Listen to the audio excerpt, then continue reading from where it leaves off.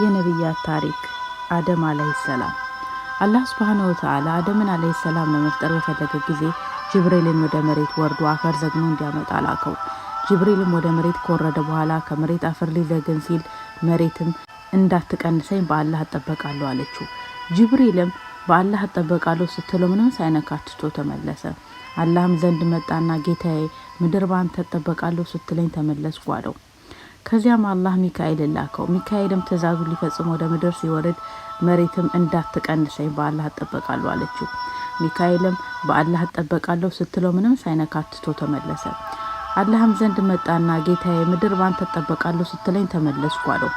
በመጨረሻም አላህ እዝራኤልን ላከው። እዝራኤልም ተልእኮ ሊፈጽም ምድር ላይ ወረደና አፈር ሊዘግን ሲል ምድር እንዳትቀንሰኝ በአላህ እጠበቃለሁ አለችው። እዝራኤልም እኔ ራሴ የአላህን ትእዛዝ ሳልፈጽም ከመመለስ በአላህ እጠበቃለሁ ብሏት አፈር ከተለያየ ቦታ መዘጋገን ጀመረ። ከጥቁሩም ከነጩም ከቀዩም ዘገነ። ለዛ ነው የሰው ልጆች መልክም የተለያየው።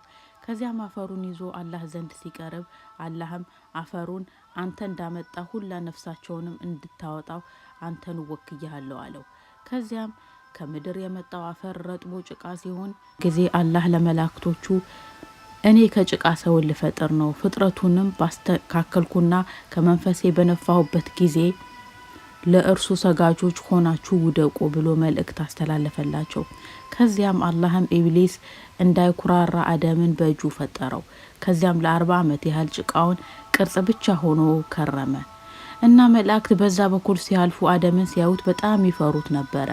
ነፍስም አልገባለትም ነበረ። ከሁሉም በላይ የሚፈራው ኢብሊስ ነበር። ኢብሊስ ሁሌ ከአደም ጭቃ አጠገብ ሲያልፍ መታ አርጎት ነበር የሚያልፈው።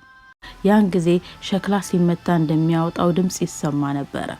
ከዚያም ኢብሊስ ከአደም ጭቃ ጎን ላይ ቆሞ አንተማ ለሆነ ነገር ነው የተፈጠርከው እያለ በአፉ እየገባ በመቀመጫው ይወጣ ነበር።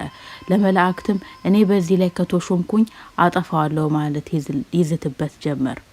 አላህም በአደም ገላ ላይ ነፍስ መንፋት በፈለገ ጊዜ መላእክትን ልክ ሩሁን ወይም ደግሞ ነፍሱን እንደነፋሁለት ሰጋጆች ሆናችሁ አጎብድዱ ብሎ አዘዛቸው። መላእክትም ዝግጁ ሆኖ በመጠባበቅ ሲጀምሩ አላህ በአደም ሩሁን ወይም ነፍሱን መንፋት ሲጀምር ገና ነፍሱ በአደም ጭንቅላት በኩል ስትገባ አደም አስነጠሰው። መላእክትም አልহামዱሊላህ በላሉት። አደምም አልহামዱሊላህ ሲል አላህ ደግሞ ጌታህ ይማረህ ብሎ መለሰለት። ከዚያም ነፍሱ አይኑ ጋር ስትደርስ የጀነት ውስጥ ፍራፍሬዎችን ተመለከተ። አንገቱ ላይ ስትደርስ ደግሞ ፍራፍሬዎችን መብላት አሰኘውና ገና ነፍሱ እግሩ ላይ ሳትደርስ ሄዶ ለመብላት ተጣደፈ። ነፍሱ መላ ሰውነቱ ላይ ስትሰራጭ ከመላእክት ሁሉ ቀድሞ ሱጁድ ያደረገለት እስራፊል ነበረ።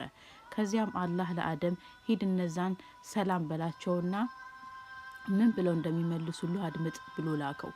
ሄዶ ሰላም ሲላቸው መላእክትም ወአለይኩም ሰላም ወራህመቱላሂ ወበረካቱ ብለው መለሱለት። አላህም ለአደም አደም ሆይ ካሁን በኋላ ይሄ ያንተና የዝርዮች ሰላምታ ሆኖ ይዘልቃል አለው። አደምም ጌታዬ ዝርዮቼ እነማን ናቸው ብሎ ጠየቀው። አላህም ከሁለቱ እጆቼ ምረጥ አለው። አደምም ቀኝህን መርጫለሁ፣ ሁለቱም እጆችህ ቀኝ ናቸው ብሎ ሲል አላህም እጁን ሲከፍትለት አደም እስከ ቂያማ ድረስ ያሉ ልጆቹን ሁሉ ተመለከተ። በዚያም መሃል አንድ ብርሃናማ ሰው ተመለከተና ያ አላህ ይህ ማን ነው ሲል ጠየቀ። አላህም እሱ ልጅህ ዳውድ ነው ብሎ መለሰለት። አደምም ጌታዬ ለዚህ ልጅ እድሜው ስንት ነው ያደረክለት ብሎ ሲጠይቅ አላህም 60 ነው አለው። አደምም ጌታዬ ከኔ እድሜ 40 ቀንስና ለሱ ጨምርለት 100 ሙላለት አለው። ለአደም የተመደበለት እድሜው 1000 ነበር። አላህም እሺ ብሎ ሞላለትና መስካሪ መላእክቶችንም አደረገ። ከዚያም አላህ ዳግም ለአደም ልጆቹን ሁሉ ሲያሳየው አንዱ ጤነኛ ነው፣ አንዱ እግር የለውም፣ አንዱ መስማት የተሳነው ነው፣ አንዱ ማየት የተሳነው ነው። በቃ ይህን ሁሉ ሲመለከት ምን ነው ጌታዬ ሁሉን እኩል ብትፈጥር ምን አለበት ሲለው አላህም አንተ አደም እኔ እንድመሰገን እፈልጋለሁ ብሎ መለሰለት። ምስጋና ይገባው ውዱ ጌታዬ። ከዚያም አላህ የአደምን ጀርባውን አንድ ጊዜ አብሶ የሰው ልጆቹን ሁሉ አወጣ። ከዚያም ሰበሰባቸውና ጌታችሁ አይደለሁምን ብሎ ሲጠይቃቸው አዎ ጌታችን ነህን መሰክራለን ይላሉ። ከዚያም አላህም እኔ 7 ሰማያትንና 7 ምድርን መላእክቶችንም አባታችሁ አደምንም እናንተ ላይ ምስክር አድርጌያለሁ። የቂያማ ቀን ስጠይቃችሁ አላወቅንም ነበር ብላችሁ እንዳትክዱ። አሁንም ወቁ፣ ከኔ ሌላ አምላክ የለም፣ ከኔ ሌላም ጌታ የለም። በእኔ ምንም አካል እንዳታጋሩ።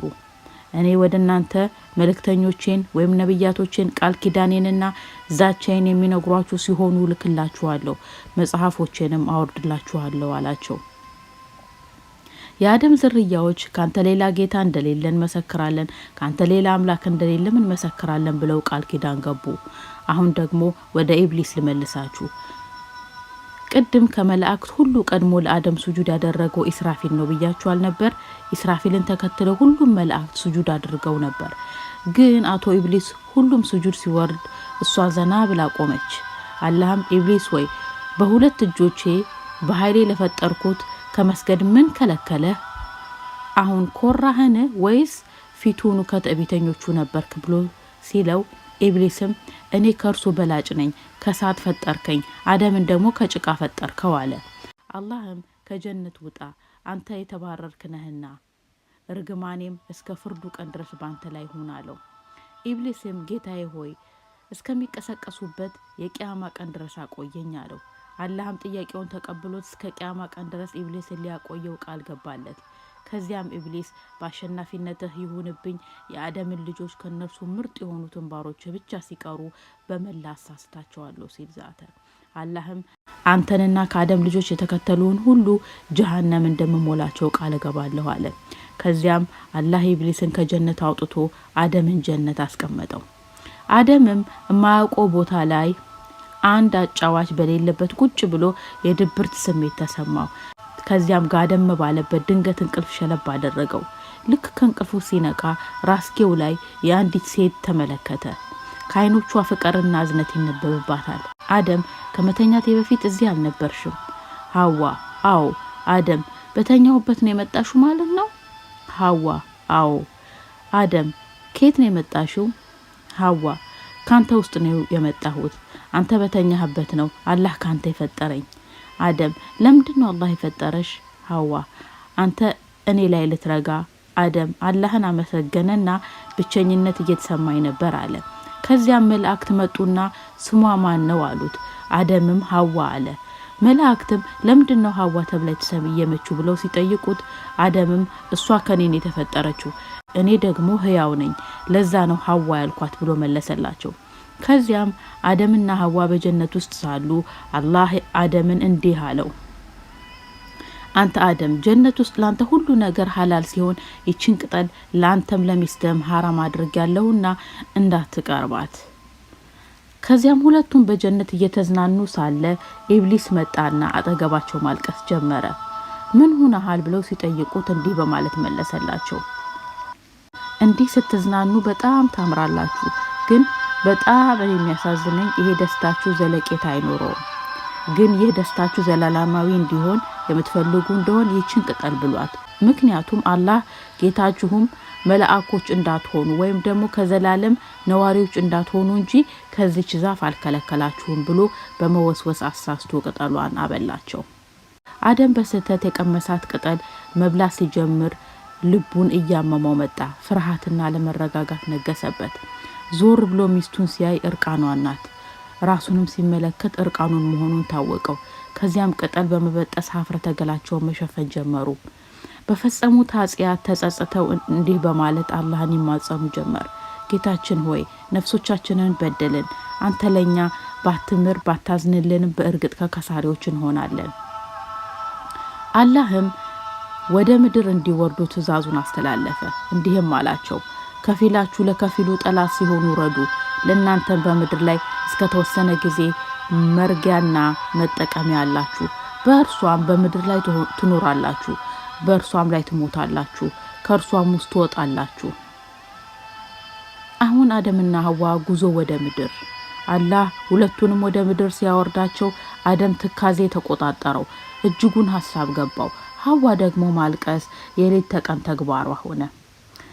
ከዚያም አላህ ለሁለቱም ምድር እኮ እናንተ የመጣችሁበት ምንጫችሁ ናት። ከአፈር ነው የተፈጠራችሁት፣ ወደ አፈር ነው የምትመለሱት፣ ከአፈርም ነው የምትቀሰቀሱት እያለ አጽናናቸው።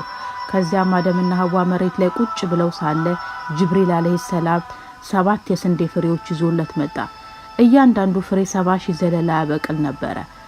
አደም ለጅብሪል ምን ላድርገው አለው። ጅብሪልም መሬት ላይ ዝራው አለው። አደምም ዘራውና ጅብሪል እያሳየው አጨደ። ከዚያም ፈጨው፣ ከዚያም አቦካው፣ ከዚያም ጋገረውና ሲቀዘቅዝ ከባለቤቱ ጋር በመብላት የህይወትን ውጣ ውረድ መላመድ ጀመረ። ሁለቱም የሚለብሱት ነገር ስላልነበራቸው በግ አረደና ቆዳውን ለራሱም ለሷም ልብስ ሰርቶ ለበሱ። እንዲህ እያሉ የህይወትን ውጣ ውረዶች ለመዱት። ልጆችን መውለድ ጀመሩ። ሐዋ ሁሌ የምትወልደው መንታ ነበረ፣ አንድ ወንድና አንድ ሴት። ልጆቻቸውን ሲያጋቡ በአንድ ላይ የተወለዱትን አያጋቡም ነበር። አንድ ላይ የተወለዱት ሴቷ በሌላ ጊዜ የተወለደውን ወንድ ስታገባ ወንዱም እንደዛው። እናላችሁ አንድ ጊዜ ሀቢልና ቃቢል የተባሉ የአደም ልጆች ሁለቱም መንትያ እህቶች አሏቸው። እና ሀቢል የቃቢልን እህት አብራው የተወለደችውን ማግባት ፈልጎ ሲጠይቅ ቆንጆ ስለነበረች ቃቢል ለራሱ ፈልጓት ለሀቢል ከለከለው። አደምም ቃቢል እህቱን ለሀቢል እንዲድርለት ሲጠይቅም ፍቃደኛ አልሆነም። ከዚያም አደምም ለሁለቱ ልጆቹ ቁርባን እንዲያዘጋጁ አዘዛቸውና አደም ሀጅ ሊያደርግ ወደ መካ ተነሳ። ሀጅ በኢብራሂም ጊዜ ተጀመረ እንዳይመስላችሁ፣ ድሮም ቦታዋ ትታወቃለች። ከዚያም አደም ልጆቹን የሚያስጠብቀው አካል የለምና ሰማያትን ልጆቹን እንዲጠብቁ አደራ ሲል እምቢ አሉ። ምድርንም ሲጠይቃት እምቢ አለች። ተራራዎችን ሲለምን በኃላፊነት መውሰድ ሁሉም ፈሩ። ግን ልጁ ቃቢል እኔ ወስዳለሁ ብሎ የአደምን ልጆች ኃላፊነት ቃቢል ተሸከመ። አደምም ጉዞውን ቀጠለ። አደም ከሄደ በኋላ ልጆቹ ሀቢልና ቃቢል ልጅቷን ለማግባት ለአላህ ቁርባን አቀረቡ። ሀቢል እረኛ ስለነበር ጥሩ የሚያምር ለአይን የሚማርክ ሙኩት አቀረበ። ቃቢል ደግሞ ገበሬ ነበር፣ ግን ተራ ውዳቂ እህል ያቀረበው። የሁለቱም ቁርባኖች አንድ ቦታ ሳሉ ከሰማይ እሳት ወረደችና የሀቢልን ቁርባን በላች። ቁርባኑ ተቀባይነት አግኝቷል ማለት ነው። የቃቢልን ግን ተወችው፣ አላህ አልተቀበለውም ማለት ነው። ያን ጊዜ ቃቢልም እህቴን የምታገባ እንደሆነ እገድልሃለሁ አለው ሀቢልን። ሀቢልም አላህ የሚቀበለው ከጥንቁቆች ወይም ደግሞ እሱን ከሚፈሩት ነው አለው። ያን ጊዜ ቃቢልም ወንድሙን ሀቢልን በያዘው ብረት ጭንቅላቱን መቶት ጣለው። ቃቢል ወንድሙን ከገደለው በኋላ ሬሳውን ምን እንደሚያደርግ ጠፍቶበት 1 ዓመት ሙሉ በጀርባው ተሸክሞ ሲዞር ከርሟል ይባላል። በዚህ ሁኔታ ላይ ሳለ አንድ ቀን የወንድሙን ሬሳ እንዴት እንደሚሸሽግ ያሳየው ዘንድ አላህ መሬትን የሚጭር ቁራ ላከለት።